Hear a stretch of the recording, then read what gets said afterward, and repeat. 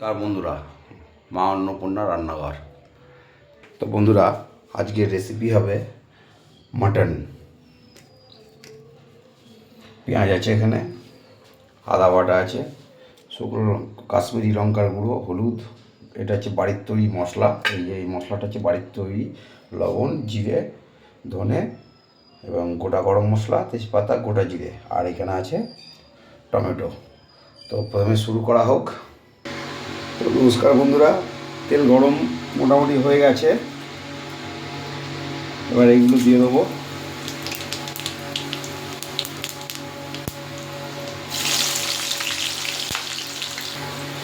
তো বন্ধুরা দেখুন, হালকা ভাজা হচ্ছে, এর মধ্যে আদা বাটা, রসুন বাটাটা দিয়ে দেওয়া হবে।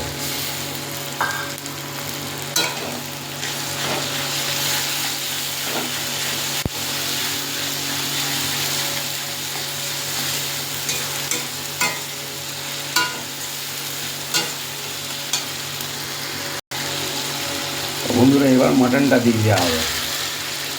এখানে 800 মটন আছে। বন্ধুরা এখানে আছে জিরে গুঁড়ো, ধনে গুঁড়ো, শুকনো লঙ্কার গুঁড়ো, আর হচ্ছে হলুদ গুঁড়ো।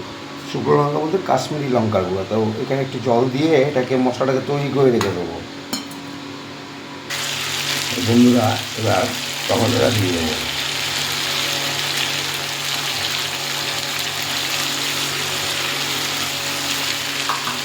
টমেটো আর পাকা লঙ্কা 4টে দিয়েছি। এবার পরিমাণ মতন লবণ দেবো। বন্ধুরা এবার দিয়ে দেবো জিরে গুঁড়ো, কাশ্মীরি লঙ্কার গুঁড়ো, হলুদ গুঁড়ো, যে গোলাটা করেছে সেই গোলাটা। এবার দিয়ে সুন্দর করে নাড়তে হবে। তো দেখি বন্ধুরা, দেখুন কি সুন্দর তেল আস্তে আস্তে ছাড়ছে। এখন একটু কষা হবে।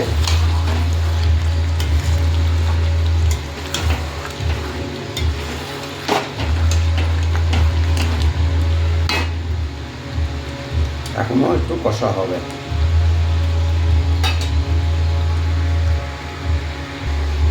তো দেখি বন্ধুরা, এই দেখুন হয়ে গেছে।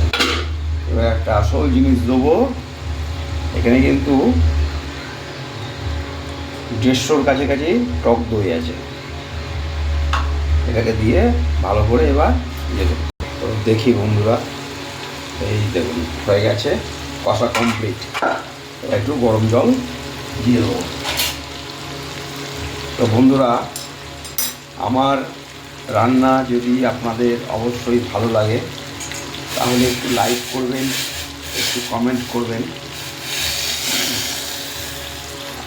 আমার একটা ইউটিউব চ্যানেল আছে। ইউটিউব চ্যানেলটার নাম হচ্ছে @প্রদীপ হালদার 2। সেটাকে সাবস্ক্রাইব করবেন এবং বেল ঘড়িটা টিপলেই আমার নিত্য রান্নাগুলো আপনাদের কাছে পৌঁছে যাবে। তো বন্ধুরা, কষা একদম কষাটাই সেদ্ধ হয়ে গেছে। এটা নতুন করে সেদ্ধ করার দরকার নেই, একটু ঢাকা দিয়ে রাখবো। দেখি এবার কেমন হয়েছে।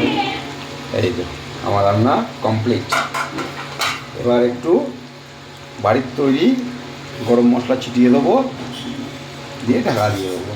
তো বন্ধুরা অবশ্যই আমাকে একটু লাইক করবেন, কমেন্ট করবেন, তাহলে আমার একটু ভালো লাগবে। আজকের মতন তাহলে আসুন।